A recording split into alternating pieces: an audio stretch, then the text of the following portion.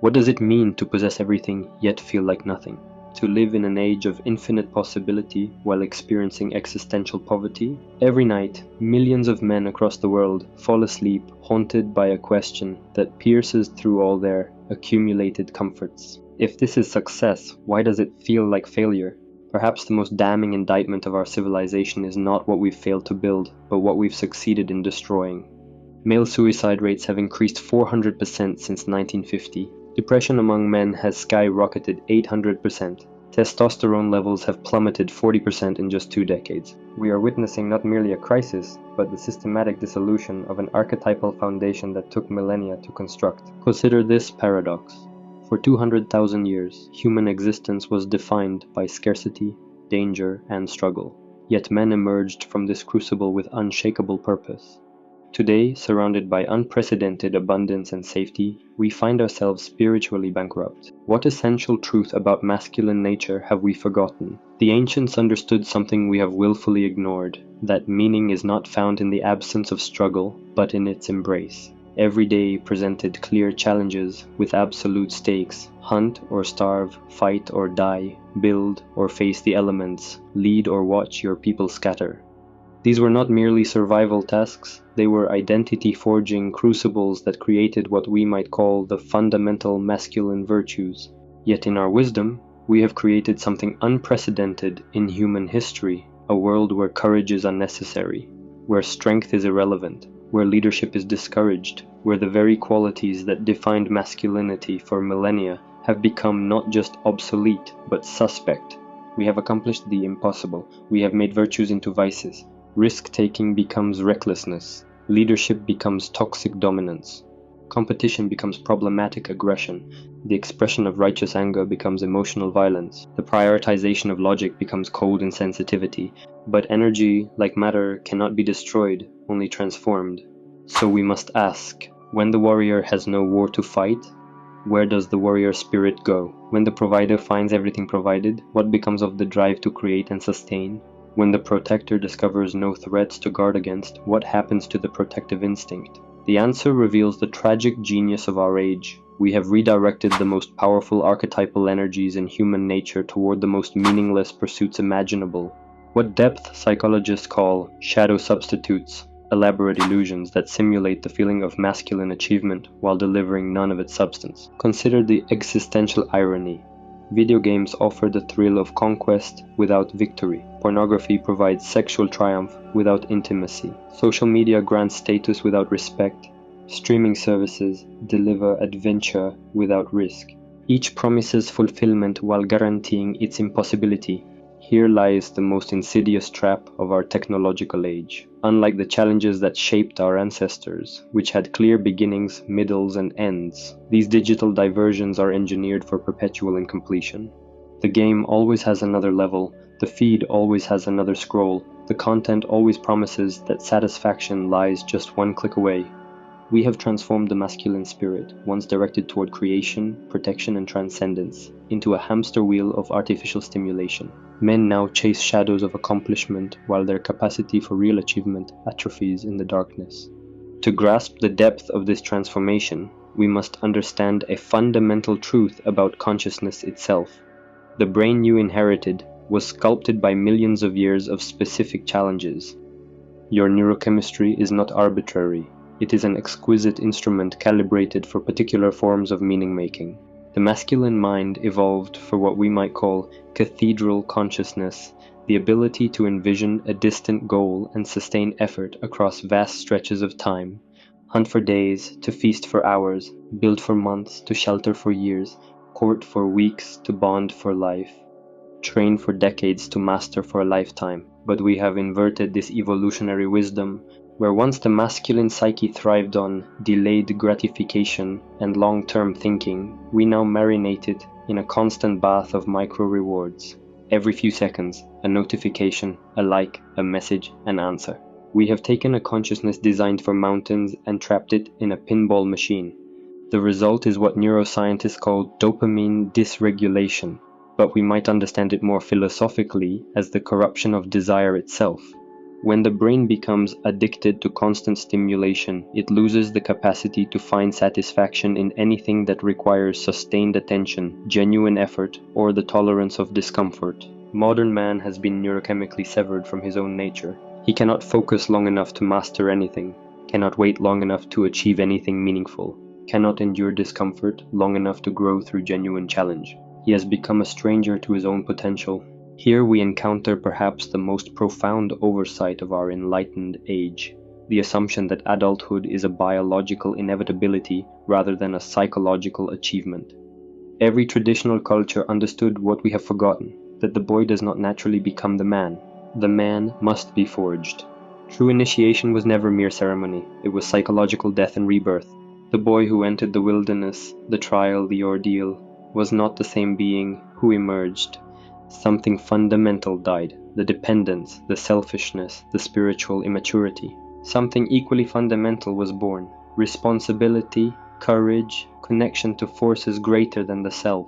Observe the poverty of our modern initiations, sitting in classrooms to earn degrees, filling out applications to secure employment, signing paperwork to obtain housing. We have reduced the hero's journey to bureaucratic milestones. But bureaucracy cannot transform consciousness. These transitions change your circumstances while leaving your essential nature untouched. No inner work is demanded, no shadow is confronted, no archetypal energy is awakened.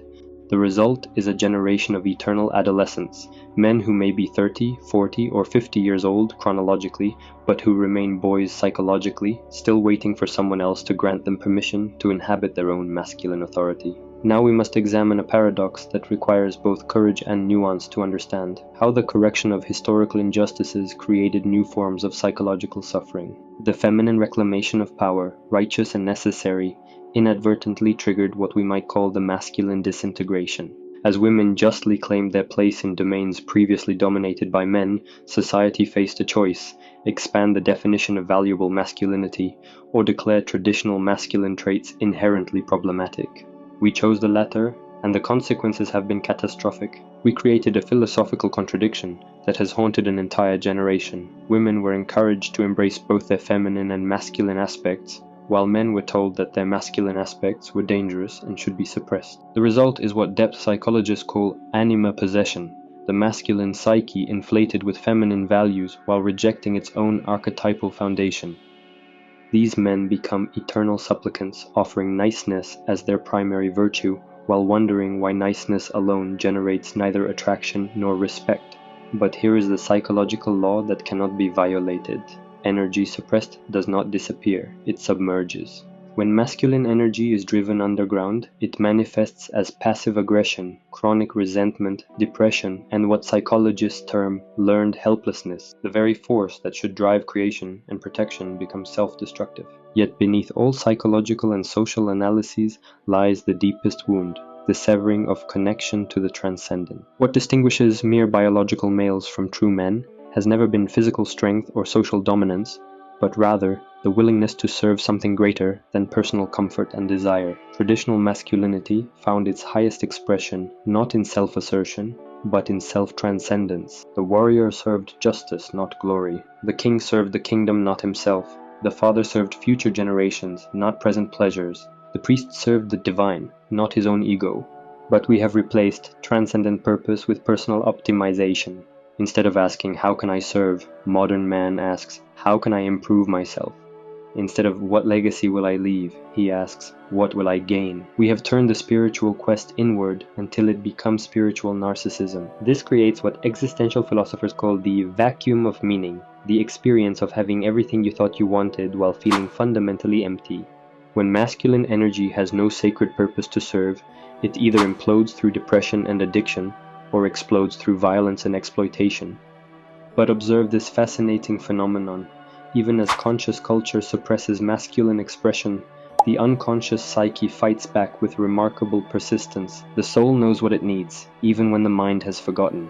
Why, in an age of unprecedented safety, do men seek out danger through extreme sports? Why do accountants and lawyers pay to crawl through mud and scale walls? Why do office workers flock to fight gyms to hit things? The answer lies not in masochism, but in archetypal hunger. These are not trends, but symptoms. Symptoms of a collective masculine psyche demanding the initiation experiences that civilized society has abandoned.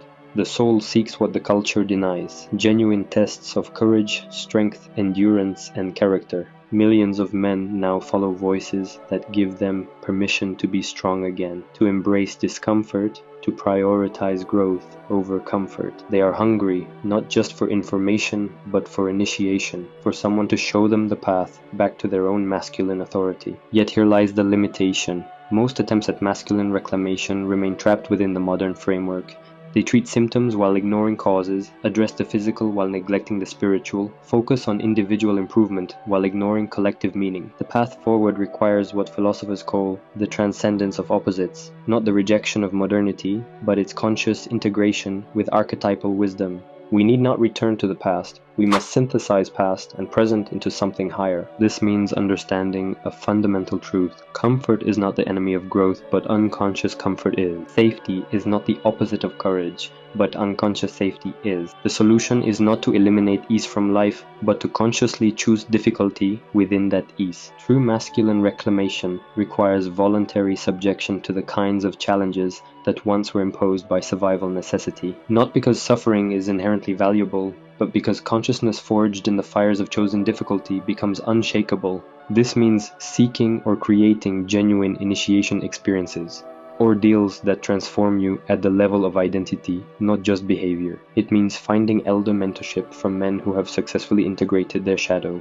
It means taking responsibility for something beyond personal benefit. Most fundamentally, it means recognizing that individual masculinity is impossible, that masculine energy is inherently collective, tribal, connected. You cannot become a man in isolation any more than you can clap with one hand. We arrive then at the essential choice that defines not just individual lives, but the trajectory of civilization itself. Will you choose the path of least resistance or the path of greatest becoming?